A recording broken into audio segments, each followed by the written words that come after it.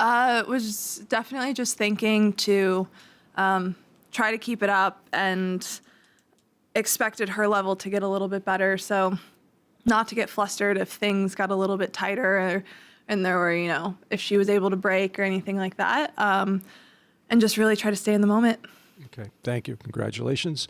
Name and affiliation, please. Edward Rogan, Tennis Channel. Congratulations. It's pretty clear from the start that you were hitting so well, I thought, but how quickly do you realize that you're kind of in that zone or just hitting as well as you probably think you can? Honestly, I feel like today it was just really focused on trying to keep rallies short just because Jess is so good. And the longer the rally gets, the better Jess seems to get. So it was really just trying to focus on trying to hit the best ball that I could in the first one or two balls of the rallies. And luckily, things just kind of went my way today. Okay, Matt. And that's Matt Butteridge for the New York Times. I'm curious if you could take us back, I guess, 5 or 6 years to those tournaments here after you had such great success here and coming here and sort of being the person everyone was talking about and what that experience was like for you and how this one is a little different given where you are in your career now. I think having success here those years ago, I obviously was coming in there. Jess wasn't playing at the time, Coco wasn't playing at the time, so was usually one of the ones that people were talking about. And I think having a lot of success here was really great for me. And the past couple of years have, come in and not been able to kind of have the run that I wanted to be able to have. And this year just have been honestly trying not to have any expectations and just go out and play tennis and just focus on that. And luckily, I'm into the quarterfinals here. Was it harder to come in knowing that everyone's talking about you, pictures on billboards, things like that? Yes and no. I think it's just kind of part of how the game is. And, I think there was times when after my final, I was able to follow it up with a semifinal run. So I was able to kind of deal with those expectations well. Okay, Willie. Willie Weinbaum from ESPN. I'm curious as to whether you watched the Wimbledon final, and regardless, how much you know about Vondrousova's game and her journey to where she is today.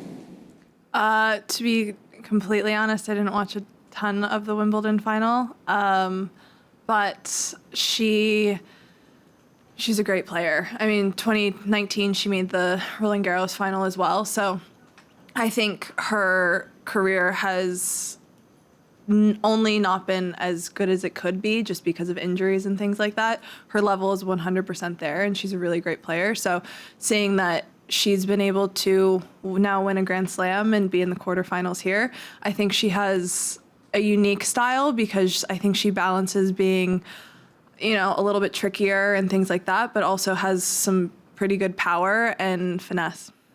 And what do you consider the biggest challenge for you against that game that you just described? Honestly, it's just that, when people are playing well, you have to try to figure out what their weaknesses are. Luckily, that's what you have a coach for, to give you a game plan. So hopefully I can follow the game plan as well as I did today. Okay, Ava. Congratulations, Madison. Ava Wallace from the Washington Post. I wonder, you've talked a lot about kind of letting go of expectations. I remember you mentioning it in Australia last year as well.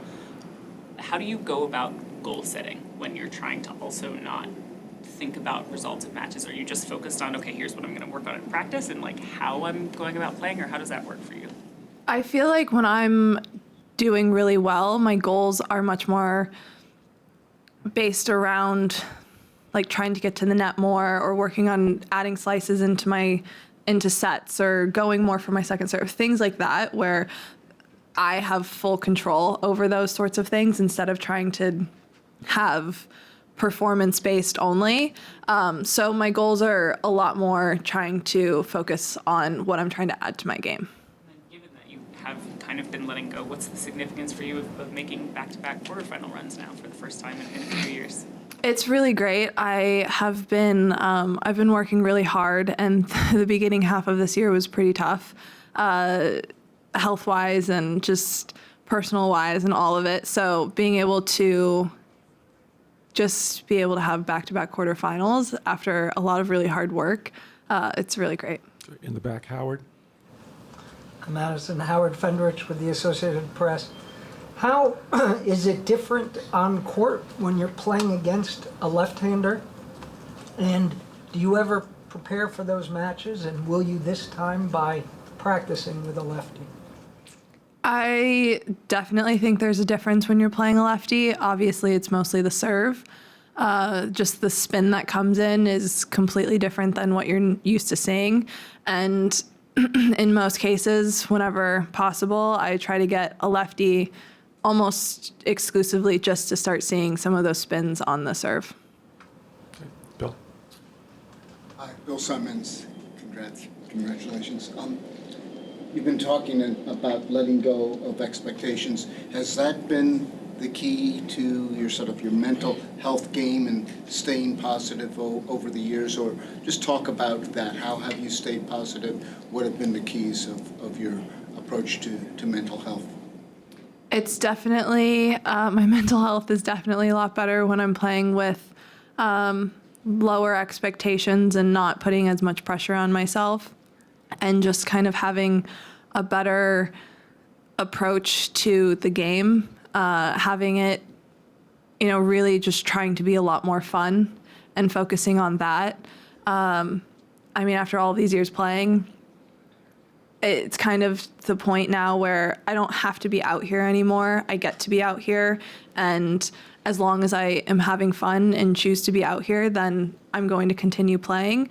But kind of taking away that extra kind of feeling of like, I have to do this, and if things go wrong, then what am I going to do, has been much better for my mental health.